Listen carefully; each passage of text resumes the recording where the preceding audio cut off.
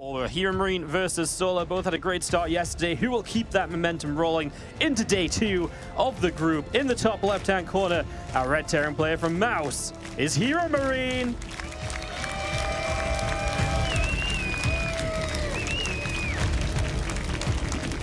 And his opponent, all the way in the opposite corner of the map, makes some noise for Solar.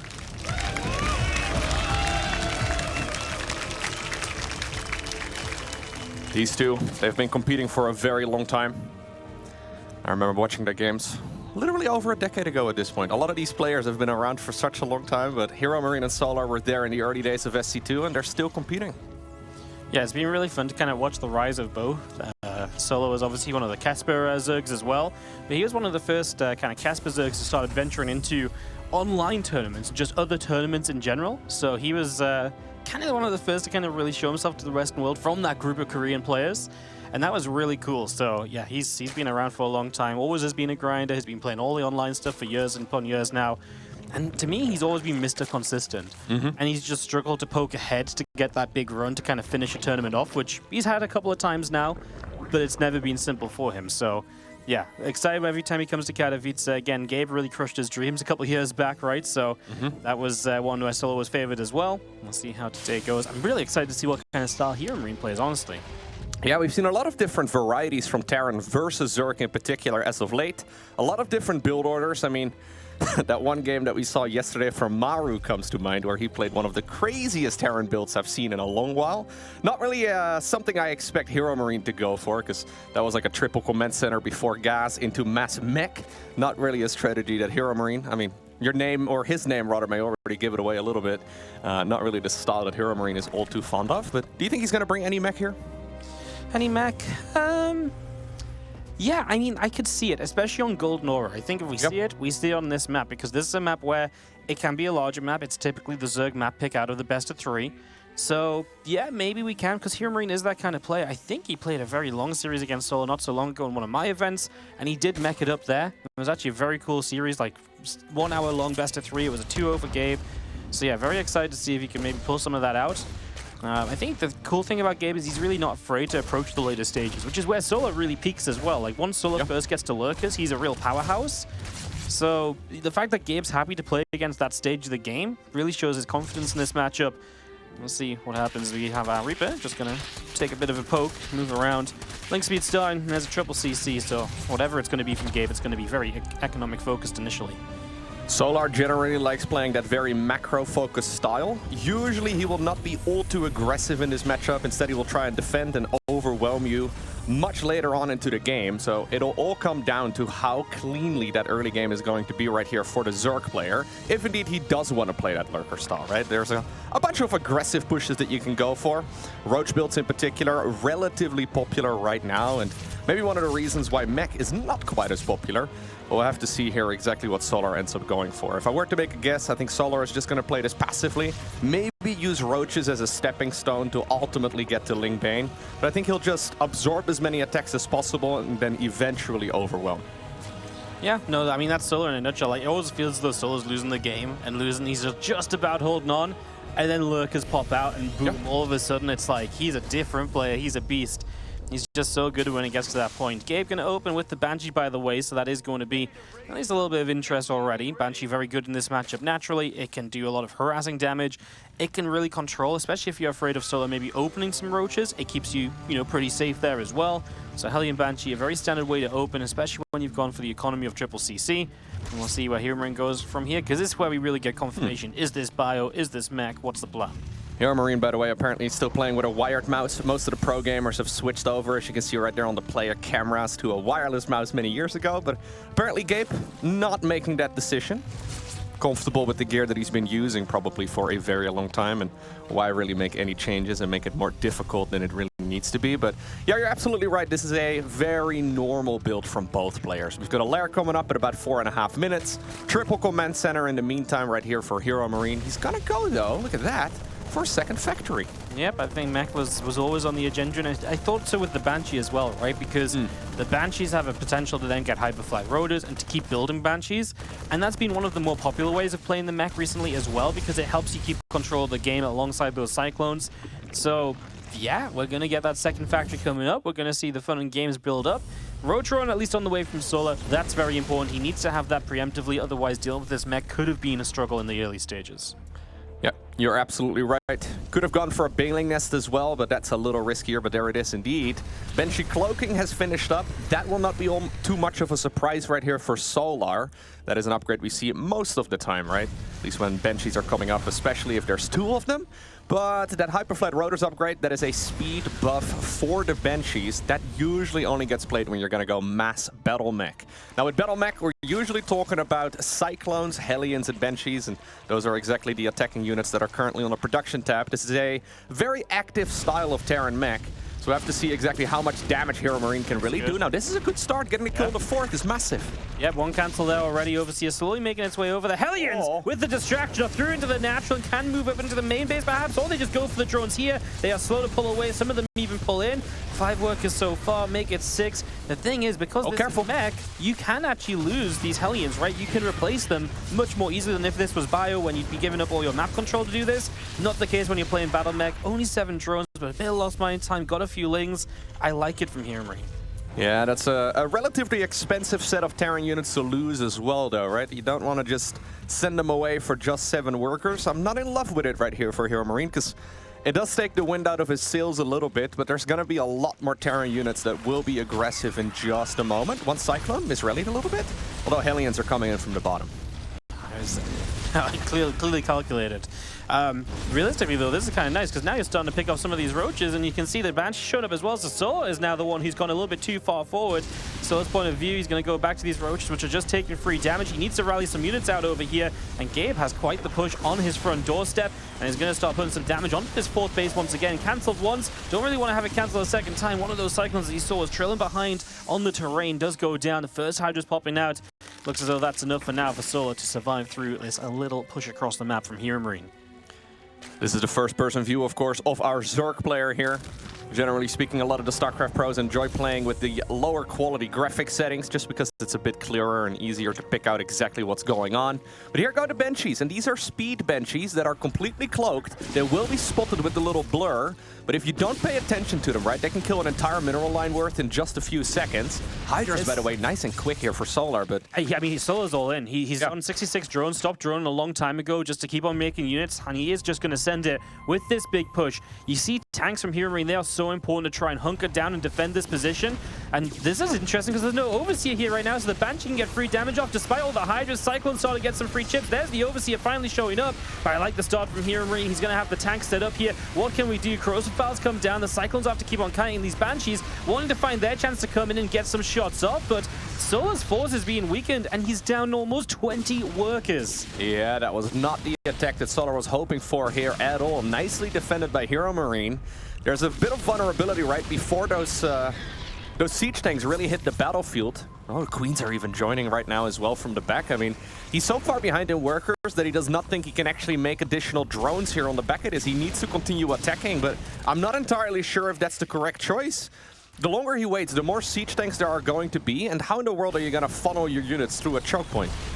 Well, not very easily. I mean, you can hit this CC, force it to lift off, but by then you've already taken a bunch of tank shots. More tanks sieging up as we go. We barely have any Ravagers as well, and these tanks just continue to blast. Solar is starting to make some progress through, though, and it looks as though the front lines are gone, so the tanks are exposed. HeRoMaRinE needs just a few more units to show up right now as Solar is kind of getting through there. The army supply is good, and it's HeRoMaRinE just mostly on a worker lead. He could have probably done with the SCVs joining this fight or so, but, well, credit to Solar. He found an incredible way to slip forward there. Yeah, there's reinforcing units right now popping out of those factories, and they will be showing up momentarily. If I'm not mistaken, the Banshees there got biled, which is not quite optimal for our Terran, so that's making all of this a little more difficult than it needs to be. Ultimately, though, I do believe he's going to be able to hold on, although there's still no drones here for Solar. He's going to follow this wave of Zerg units up with even more. I was going to say, I feel like we need another wave of Cyclones again, because I feel like not having the buffer for these tanks makes these tanks not that great. We've got the Hellions, and yes, they can do part of the job, but man, the Cyclones are not going to be here for this. We're going to morph in the Hellbats. They're going to make the Hellbats much more tankier than if they were Hellions, so let's see if that's going to be enough. Corrosive Files coming down the tanks. This is a two-pronged attack from the left and the right here from Solar, doubling the army supply and starting to make his way through. Only one tank left. There's going to be a huge wave of Cyclones in a moment, but just not soon enough. That production cycle needed to be here a few moments sooner, and it looks as though Gabe's third base is in trouble. Absolutely, that fourth command center already ended up falling as well. Reinforcing units are showing up right now in the natural of the Terran, but he's lost so many SCVs in the process that Solar could easily drone up if he wants to right now, but I don't think he really needs to. I think he's just going to continue holding down whatever button he likes to produce army units. He's killing so many of those SCVs here now in the natural expansion. Sure, eventually HeRoMaRinE will stabilize for just a moment, but that was too many losses. Solar does start 1-2 drones infestation pits, so he's looking towards a future just in case he can't quite ever finish pushing through. And to be fair, all said and done, we're going to settle down into, you know, 59 workers versus 50. Gabe still has triple CC and the triple mule available. I mean, yeah, kind of feels as though HeRoMaRiNE's okay. Solar's not had any upgrades either. Don't get me wrong, I felt like HeRoMaRiNE was meant to hold this much more comfortably. Yeah. The position he's come out in, I don't think it's over, although it's going to get interesting if he misses this army, because then his army being on creep is going to be in a bad place if he gets surrounded here. So that's a good catch from Solar. He's going to get a few kills out of this one. Absolutely. These units may not be able to go back home. Units actually going around the site right now as well for Solar, and HeRoMaRiNE's army is driving in the wrong direction. Fungal Growth, by the way, is a follow-up here as well for Solar, so he's going to try and keep some of these units rooted in place. HeRoMaRiNE trying to get a little bit of damage on the board, but he's going to end up losing a lot of these units. Relatively cost-efficient trades, but these Zerg units that, yeah, that we just saw murdering the Terran army, they're going to be going across the map once again. At least they have to come all the way back home, though. That gives Gabe more time to get a tank line set up, and that would be his saving grace. And yeah, he's got a lot of them, and this time he's got some Cyclones to aid as well. As Solar starts to move forward, he is going to take a few losses, so that's already going to backfire on him. And while Solar did drone, he's kind of stopped at 66 again. Looks as though now he's going to continue through once more. He is getting that hive up as well. Of course, Vipers, we think, are going to be a pretty major factor during this. You already mentioned Fungal Growth. That spell casting going to aid a lot in just locking down those mobile units. So some big plays there, as we're going to see Solar also attempting the bottom left gold. Blinding Cloud is an amazing ability here for Solar, or even Abductions, right? So those Vipers are incredibly handy. There they are as soon as the hive finished up.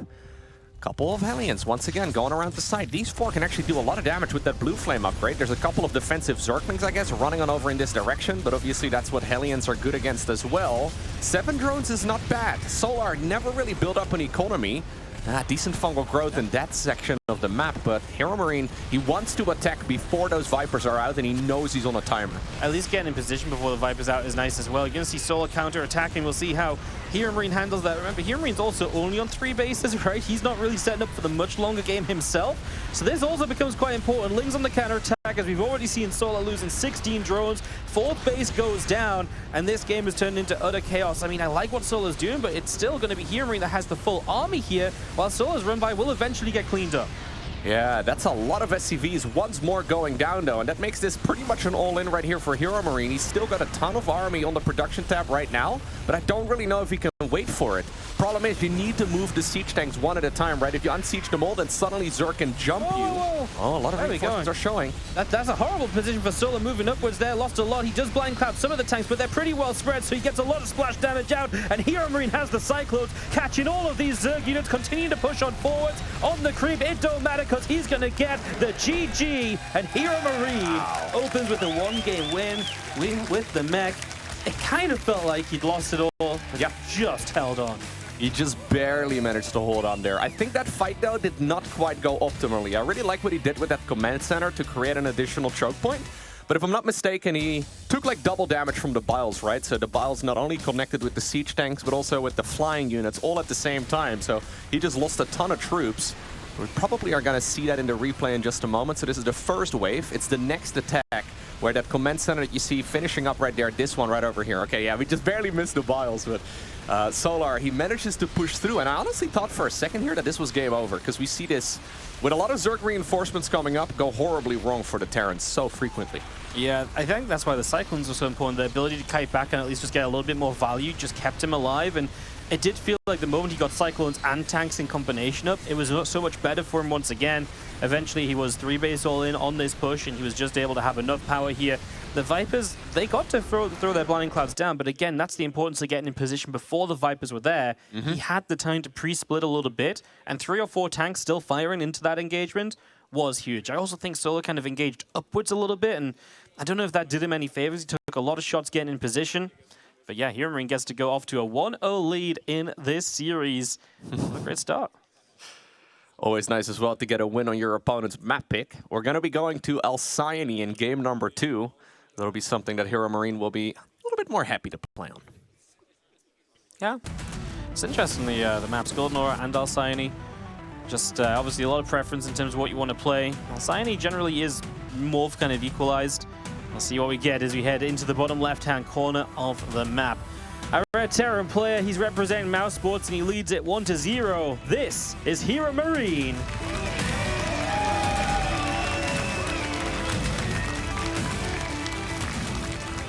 And his opponent, all the way in the opposite corner, it is Solar.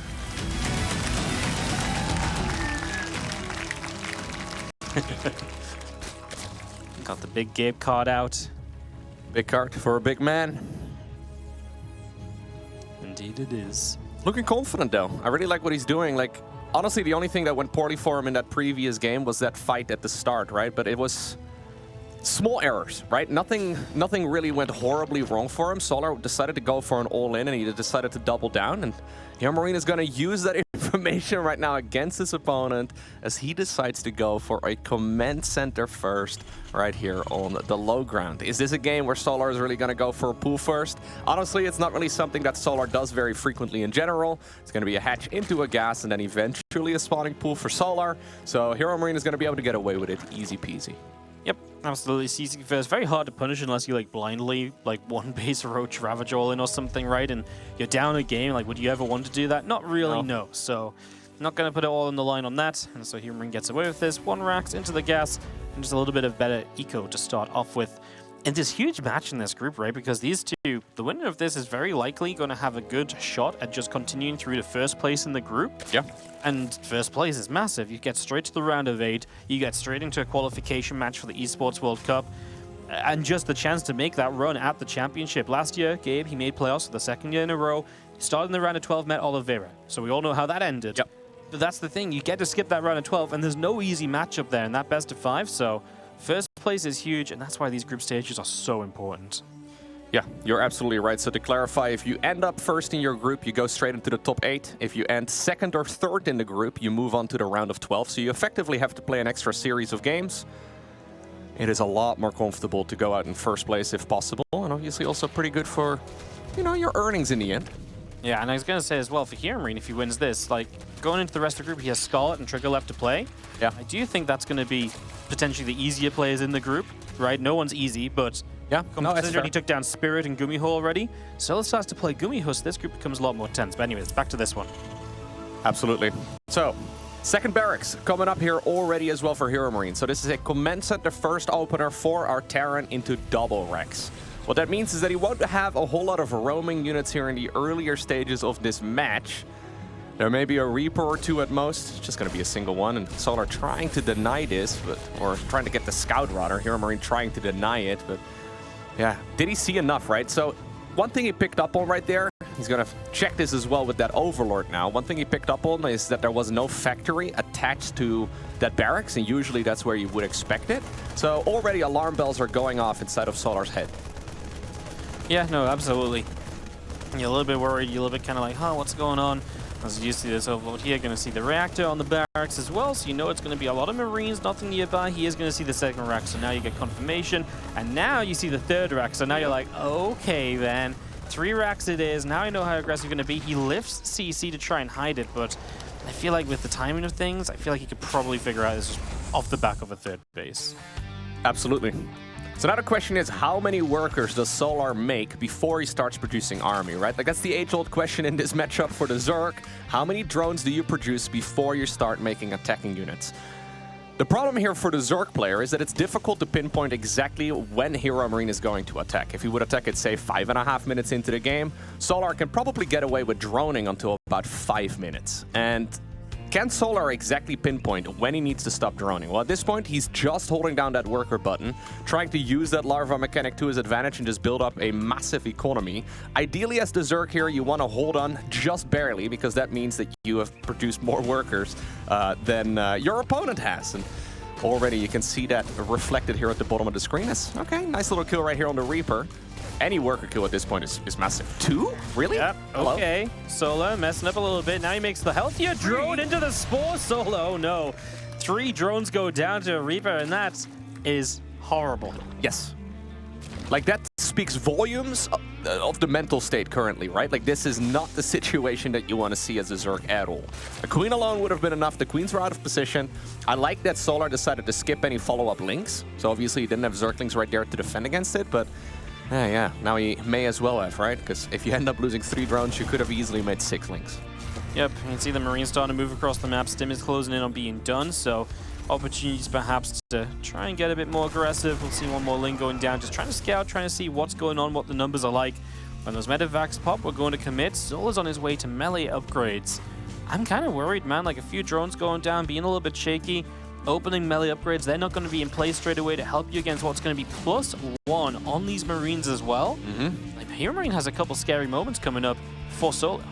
His 4th base also feels a little late. He was working on that wall for quite a while, as we do get the nice first-person view right here of our Terran player.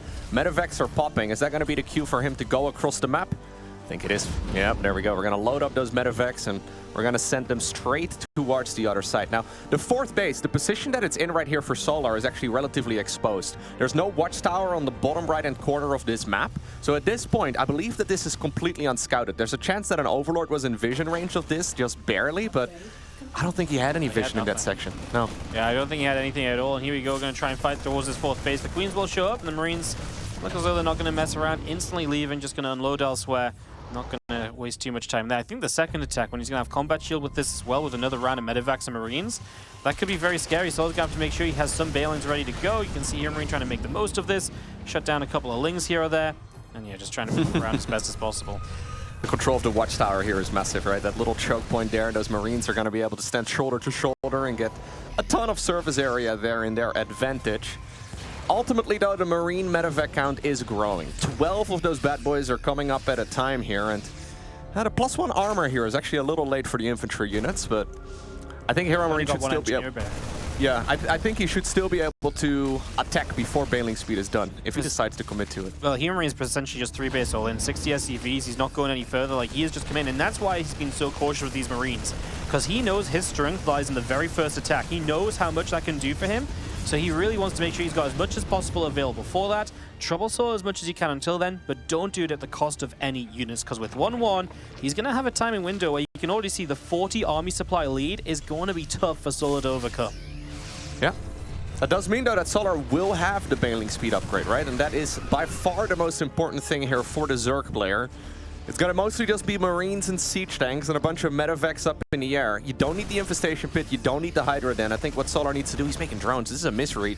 He just needs to make non-stop army and attack this position here for the Terran. Couple creep teams going down, so HeRoMaRinE will be able to carve a path to set up his siege tanks. We have a lot of lings already counterattacking around the left-hand side, so keep your eyes on those, because they will also have the option to flank in as well, depending on what Solar feels is best. He is going to start committing right now. The first few bins begin to connect. The reinforcements on the other side are not really in high numbers, so those lings are going to start getting in, and that's going to be trouble for HeRoMaRinE, but Solar still needs to defend here. He's losing out on pretty much all of his banelings.